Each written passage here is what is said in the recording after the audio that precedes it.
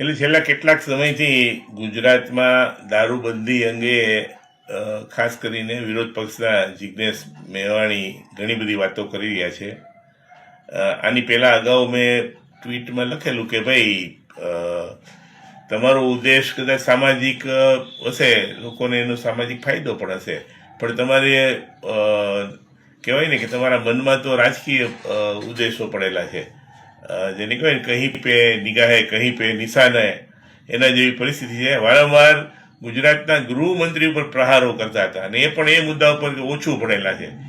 એ જિજ્ઞેશભાઈ બંધારણની વાતો ઘણી વાર કરતા હોય છે. એમને ખબર હોવી જોઈએ કે આપણા બંધારણમાં ક્યાંય લખ્યું નથી કે અમુક ભણેલા લોકો જ ચૂંટણી લડી શકે કે મંત્રી બની શકે.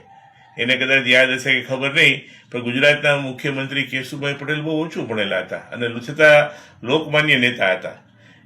એમણે જે પક્ષ સાથે હમણાં બિહારની ચૂંટણી લડી એ રાબડી દેવી સંપૂર્ણપણે અભણ હતા. એમને એમના પક્ષનો ટેકો હતો અને એમની સોગંદ વિધિ વખતે લખેલું